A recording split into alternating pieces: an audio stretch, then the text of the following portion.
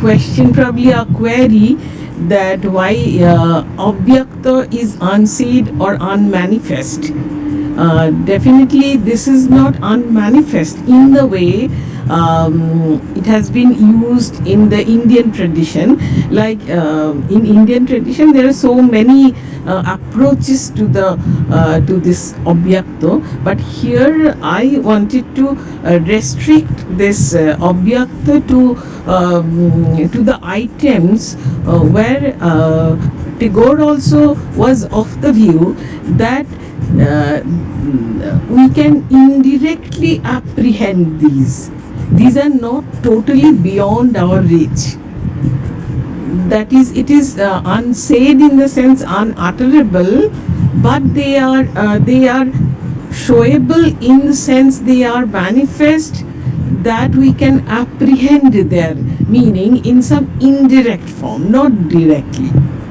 And coming to Professor Islam, you have raised a few interesting questions, but I don't think I remembered all of these. It will be helpful if you remind me. I think your first question was how will I react regarding the regarding the similarities of approach towards philosophy, towards Wittgenstein's later philosophy and Tagore.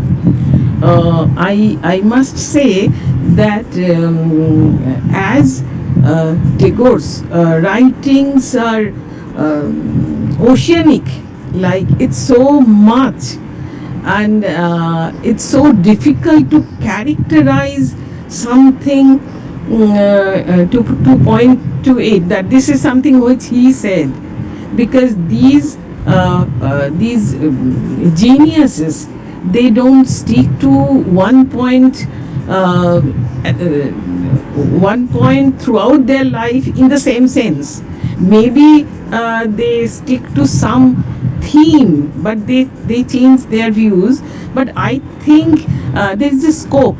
There is a scope for bringing out researches on the later account of Wittgenstein, that is philosophical investigations, and Tagore's later poems and later philosophy, where some interpreters have said that it's completely new. It's Tagore's completely new approach to philosophy, which I somehow do not agree. But there could be a very good research work on these philosophical investigations and Tagore.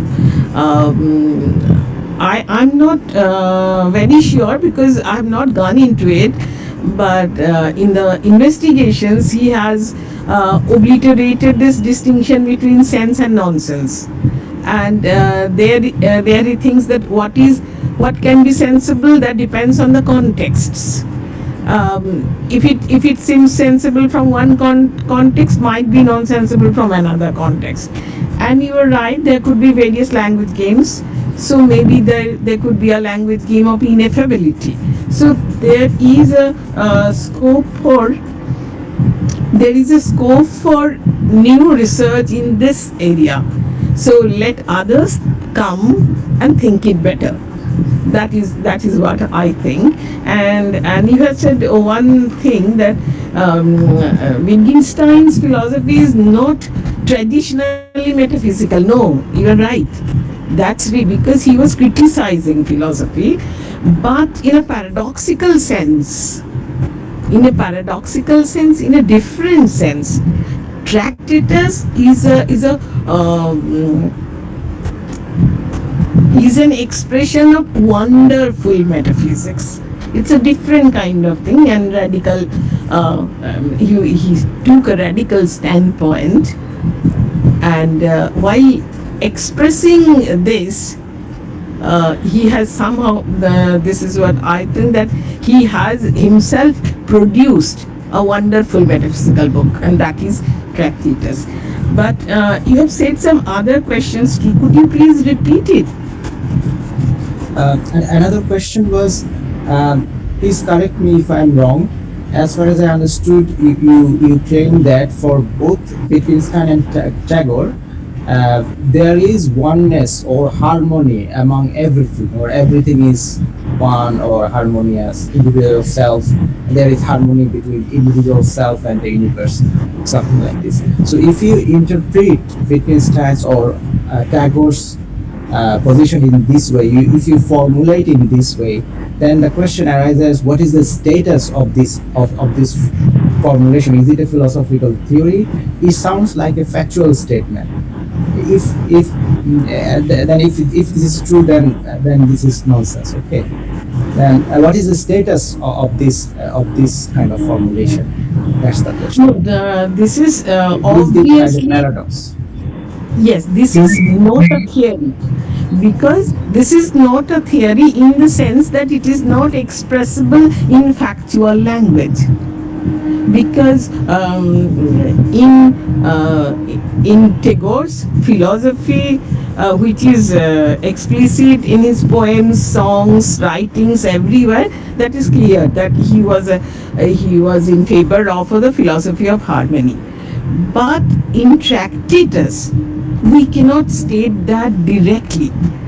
This is not a theory, nor a proposition. This is a kind of vision that the world as a totality of facts manifest. So this is not a theory, and this is something that you can only arrive at. You can only look at it look at the world from a harmonious point of view only if you have that special kind of viewing the world, that is viewing from eternity. This is something what I meant. Thank you. Thank you. Okay, one question from my point. Didi, am I audible? Huh. Firstly, what is there beyond? Firstly, it seems to me, to Immanuel Kant, what is there beyond is not understandable. It is beyond the limits of human reason. And to Nagarjun, it is, though whether beyond or not, it is not known, but it should not venture into the real nature of reality. And to Wittgenstein, I think it is a limit of language. But it seems to me, Tagore, something is there which is not here. Yeah, Wittgenstein has made a distinction of what can be said and what can be shown. But to Tagore, this something is there which can neither be said nor be shown. And what is there beyond is a matter of realization, it seems to me. I have not gone through your book, Didi, sorry, but I want to know Wittgenstein's position here. I don't think you will admit something that which is not stateable in words and not even showable. I don't think you will go for that. You will not buy that.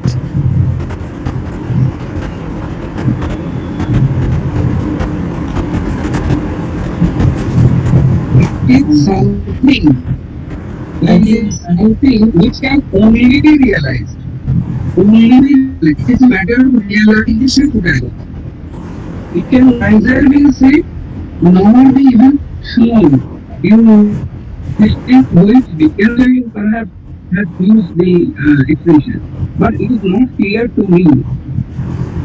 I can't hear you properly. Probably there are some problems. I think you can, Professor Sarkar, you can respond to Nadia's question, Nadia, huh? and then we will Nadia, open up and then huh. some time for discussion. Okay.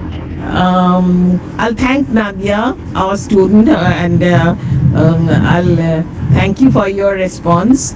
And yes, you are right. Now these days we have literally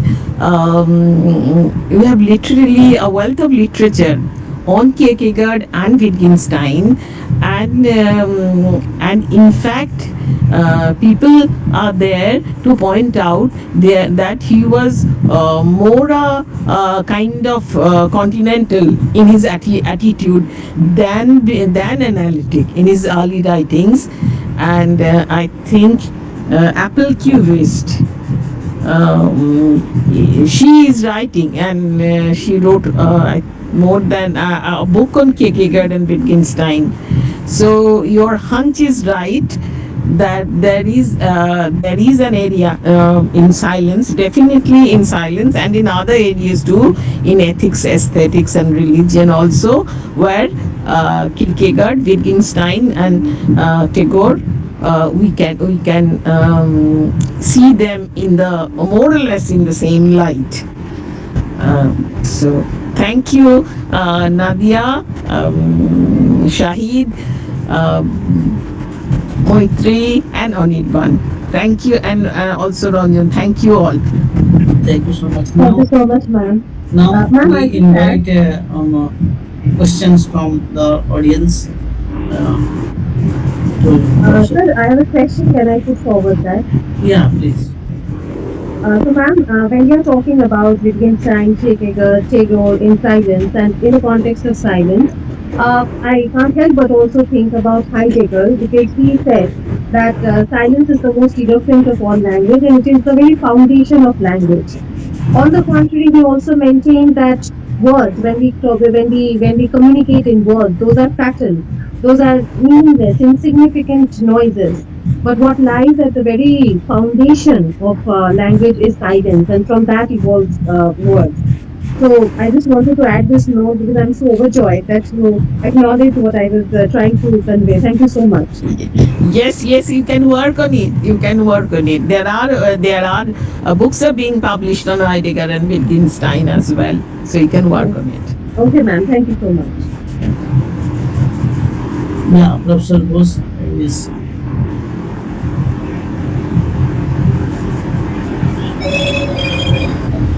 Thank you, Dr. Panda. Uh, we must thank all the discussion because they have entered into the book. But some generalized question I want to ask to Professor Sarkar because he is the writer of the book. Now, the thing is that in Wittgenstein, we get two types of thinking. Firstly, he says that ethics and God are beyond language and therefore they are to be placed in the domain of silence. This is on one occasion. And another occasion, he also says that God's essence is said to be the guarantee of his existence. Now, so far as the concept of God is concerned, he also brings many other concepts like time, justice, mind, and all these concepts, he says, are to be discussed in a different way than the theoretical explanations that we get from scientific enterprise. Now, this is Wittgenstein, but then the most important thing comes. We get a very slippery difference between spiritual and religious. Now you see, we can brand Wittgenstein as spiritual because he was not committed to any type of religion. But so far Tagore is concerned, he was both spiritual and religious because he devised a new religion, the religion of man, humanism. So how do you react to this? That we can bring the difference between Wittgenstein and Tagore, or so far as their mysticism and the Sophenarian the things are concerned, we can bring just a quite a similar approach on God and religion. Thank you. Thank you so much. We can take all the questions, then I think that will help us in the. Okay. If there is any other question, Professor Patnaik, you had raised some question. Would you like to say them? Yes, yes. Am I audible? Yeah. Now it's okay.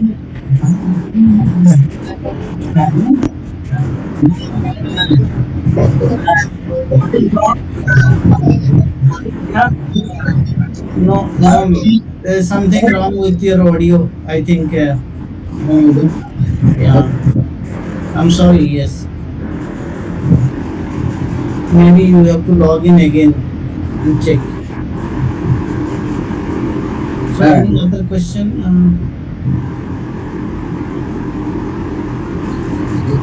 Professor Pradham? Hello. Am I audible? No, your voice is breaking. Actually, I'm sorry. Hello. Professor Anilji. Ah, Professor Uday Kumar. Yes. I have one question Yeah. for the co-presenter. Both of them, all speakers, they have spoke on Wittgenstein's uh, unrest and limits No, of Uday Kumar, it is not audible. You please type it. Type your question. That is yeah, yeah, better. I will say, I will say. Yeah, yeah. That is better because Okay, some issue with the audio. okay, I will say. So in the meanwhile, I think Professor Sarkar, you can respond to Professor Ghosh's question because I don't see any other asked. Uh, you can ask Professor Patnaik to write it in the chat box. Yeah, Professor Patnaik, please write it in the chat box because the audio issue is there with other audience as well. Thank you. Uh, Now I respond to Professor Ranjit Ghosh. Thank you very much for your question. Now, Tagore was also not religious in the sense that he did not subscribe to any idea of any institutionalized religion. He was against it. He was against Brahmo Dharma, Hindu Dharma, Vaishnav Dharma, but he some ideas he collected from these institutionalized dharmas, which he incorporated in his notion of dharma, which is very peculiar kind of thing. Like his humanism is not like the humanism of other thinkers. His the religion of man, in fact, involves the concept has many layers of it. His notion of Jibon Devata, the Lord of Life, Vishwa Devata, which is one can say world God, and personal God. All these things are related in a very in a very difficult manner, and he stated clearly that what he meant by dharma is the dharma of an artist, shilpi dharma, religion of an artist. So that is something. If we analyze, I have analyzed all these things in the 4th chapter of the book, where through analysis we get at the thing that actually he was talking about a high kind of spirituality. And for Wittgenstein, he was not a Jew in his outlook, nor a Christian in his outlook, nor in his everyday life. And in fact, he was averse to the clergy system of the church, and he was saying that in the future, there will be godless religion, and he was opposed to any sort of theorization of God, any sort of argumentations in favor of the existence of God. He only talked about that if you were brought up in an ethical manner, then only you can approach God. It's a kind of like he also belonged to the domain of spirituality, where we can find Tagore also was not a religious person. In fact, in his later life, sometimes Tagore was interviewed, and there he said that I do not think that I can be termed or stated as a religious person. Okay. Okay. Thank you, Professor Sakar. Okay. Okay. Any other question? Professor Pradhan would like to ask some question. Thank you. I have no question really.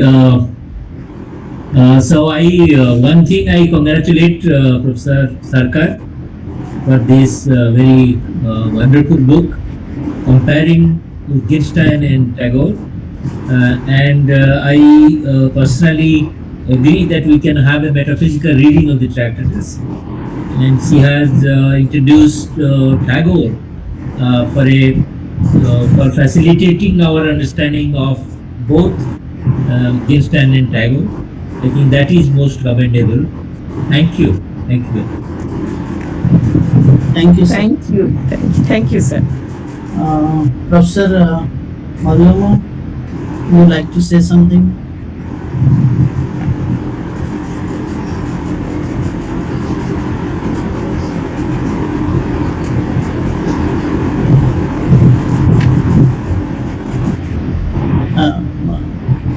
Not audible.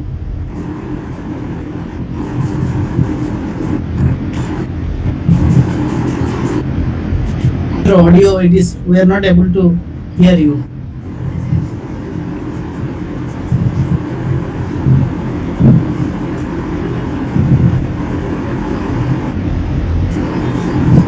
No, sorry.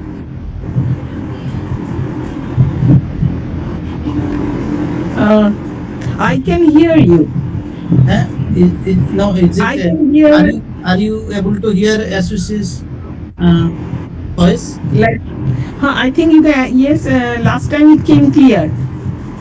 Okay, maybe it is problem with me. So you please carry on then.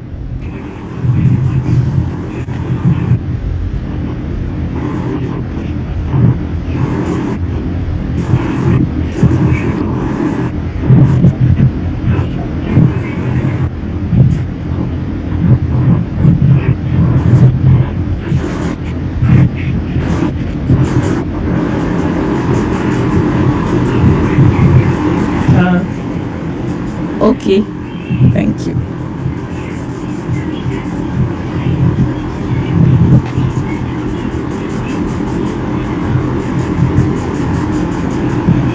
Want to say something? I mean, Professor Sarkar? I think there are questions in the chat box. There are one question which is very clear to me. That is one, whether was Wittgenstein influenced by existentialism? That when you were responding to Nadia. Nadia. Then the other question which came up by Uday Kumar, Wittgenstein's silence is the same as Buddha's silence. So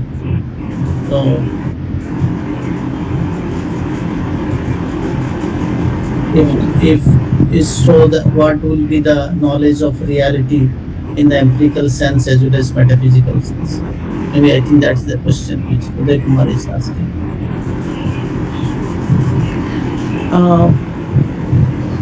I think first answer is no. This silence is not the same, because for Wittgenstein, silence ensued from the from language. Language It's a kind of linguistic silence, but I'm not sure, but it seems that Buddha's silence was more kind of metaphysical, like where there are arguments for Chatushkoti Vinirmukta. But this is something which is beyond, like language has got some limitations. It can describe only facts. So whatever there is which is not factual, uh, that go beyond its limit, and we should remain silent. That is for Wittgenstein. And you talked about two different metaphysical and kinds of, that is, I think one can interpret it in this manner. I just want to have your question.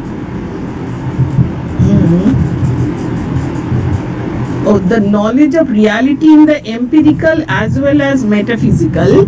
Knowledge of reality in the empirical for Wittgenstein will be the world as the totality of facts, where there are no values, no God, no ethics, no aesthetics, no religion, no self, no God, nothing. That is the empirical world. That is given by the logic of language.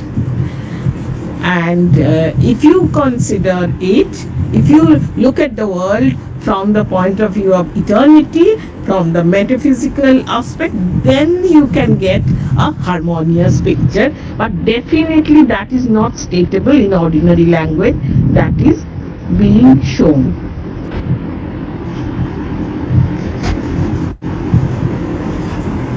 Okay, if there is no question, then I am not. There is a question from Basan Kumar Naik, but if you could read and comprehend that, I'm not able to figure out better. Didi, I am I also audible did. now? Am I audible now, Didi? Yes.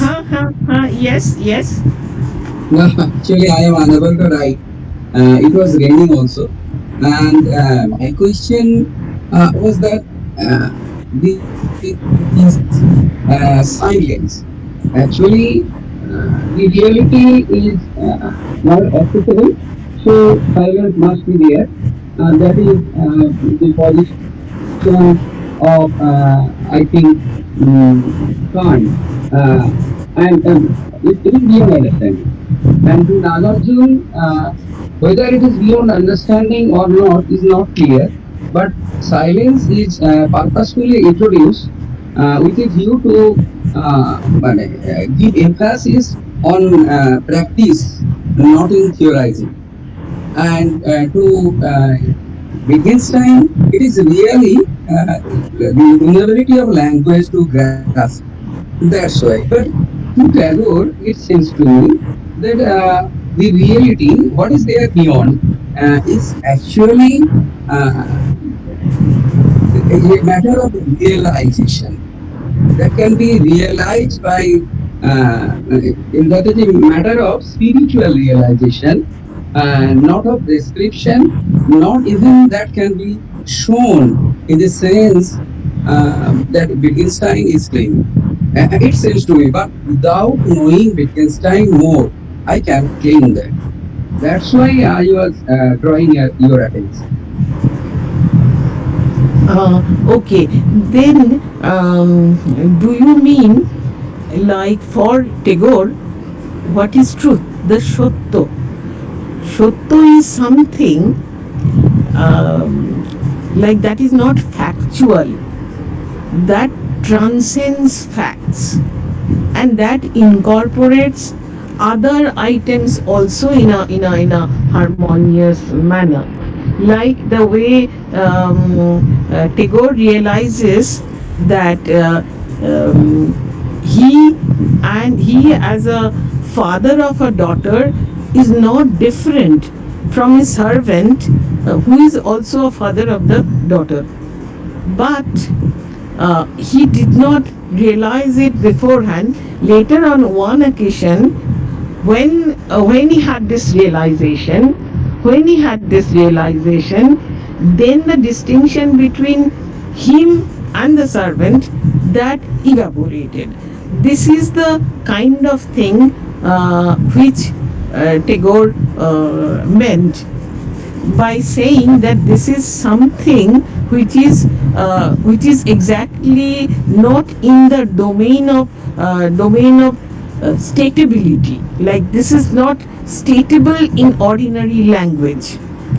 In ordinary perspective, how could you demonstrate that you are no different from your servant as being the daughter of a father? This is a question of realization.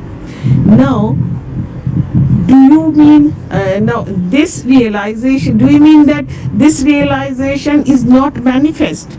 No, it is not. It is not directly manifest in words, but it can be indirectly by means of banjana, can be expressed in poems, songs, paintings, sculpture, and all forms of artistic creations. So you cannot state this truth sensibly in words, in sensible language, but it can be expressed indirectly in all forms of art. So in that way, this is not something like onirvachaniya. This is the way No, that I understood. actually, that is Sotto is something, a matter of becoming. Actually, it is widening one's compass and encompassing everything. That is okay. And that is also in a spiritual realization. It can Yes, at best yes, be, it can at best be expressed by taking help of some language, some art, and it is in art. Without using language, we can come closer to something. That's why he has used that thing. But the thing which is grasped in realization, that is something, it seems to me at least, is neither sayable nor sayable. Yeah. Okay, Didi. Thank you very much. okay, okay. Thank you, And Professor talk. Sarkar. Huh. Yeah, now I think we have since exceeded the time limit, so we request Yes. now Professor Indrani Sanyal to um, say a few words. Yes, time is already over. I'm really very much excited to be present at this presentation, and I express my deep gratitude to Professor Ranjan Kumar Panda for organizing this kind of wonderful book discussion. And also my thanks are due to Professor Priyanka Sharkar, who is the author of this excellent book. In fact, she has touched upon two very distinct personalities, whether they are to be characterized as philosopher or poet or something else, that is really a matter of great dispute. But really, she has touched upon a very, very important area of thought. And so far Wittgenstein is concerned, his view his views are still lying unpublished. In fact, after his death, more than 20,000 pages of works, which was later named as Naklas, lying in the Wittgensteinian archive at Virgin University Archive, and many of which has already been published, printed, but many, more than half, are still lying unpublished in the archive. So it is really very difficult to find out what actually Wittgenstein was striving to in his tractatus. And in this connection, I express my thanks to all the panelists, to Professor Anirban to Professor Moitri, to Professor Saeed Islam, and to Dr. Nadia Ray for bringing out all the aspects of Priyambada's text very lucidly to the front and also raising some very interesting questions from their point of view. And so I think that Priyambada Sarkar requests to be congratulated very much. And also, what I feel that Rabindranath himself is an institution, and so also is Wittgenstein. So we will have to strive, we will have to make attempts to make clear their positions. And whether, as it has been suggested by Professor Islam, that whether we can arrive at some kind of comparative philosophy, which he, he was discussing, which he raised this question, and Priyambada to a certain extent also accepted this presentation. So I think that today I don't have much to comment, much to say, because so many things have been said about the text. Only two or three things I would like to point out, that when we are, this is my feeling, this is what I feel, that at one, from one perspective, Wittgenstein appears to be a very rigid logician, but after a while he appears to be a great spiritualist. Now, how to bridge the gap between a logician and a spiritualist? Now, sometimes it seems to me that within Wittgenstein's occupation with the logic of Principia Mathematica may be one of the instances of his search. He was searching that how to relate, or whether it is at all relatable, these two domains. And he took the course of the language of Principia Mathematica. Because we know that logic is not confined only to the domain of Principia Mathematica.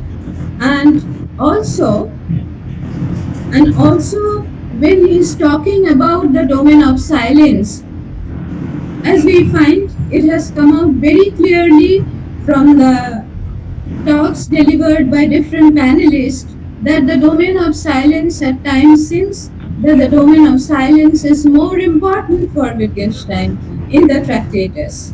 So actually, if that were his main objective to find out, maybe maybe it was just one of his experiments with this particular language of Principia Mathematica. Can we not think in that way?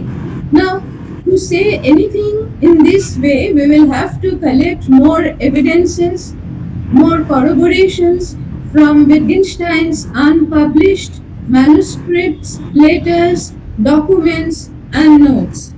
And one thing that has been very nicely emphasized, that to understand Wittgenstein, and for that matter, I feel any philosopher, we will have to concentrate not on their any particular text or texts, but we will have to consider personality as a whole, that is, person, what he was striving at. So, this is my observation, this is my comment, and with my thanks also to Professor Ramesh Pradhan, who is also present today, and to Ranjit Ghosh, I express my thanks to Dipayan, my colleagues, and I think the other people have left, I don't find who are present now. So, with this, I end my talk. So, thank you once again to Ranjan. Thank you, Didi. Now I request Abhishek Yadav to offer a vote of thanks, and then we will conclude the meeting. I think it was wonderful listening to all the discussions, and also Professor Saniel and Professor Sarkar. Yeah, now it is over to Abhishek. Thank you, sir. On behalf of the Forum for Philosophy, I thank the discussions for today's session, Professor Mukherjee, Professor Datta, Professor Islam, and Ms. Ray. And we thank Professor Sarkar for her association with our forum and for agreeing to this discussion on her work. I would also like to thank the chairperson for today's session, Professor Sanyal. Many thanks to Professor Pradhan, Professor Ghosh, Professor Maruyama, and all other esteemed professors who have joined us today. And we also thank all the students, researchers, scholars, and others who have joined for this discussion today. It was a wonderful discussion, and we will meet soon for the next talk of the forum. Thank you, everyone. Thank you. Thank you all Thank from you my very much. side. Thank you. Thanks. Bye. Thanks.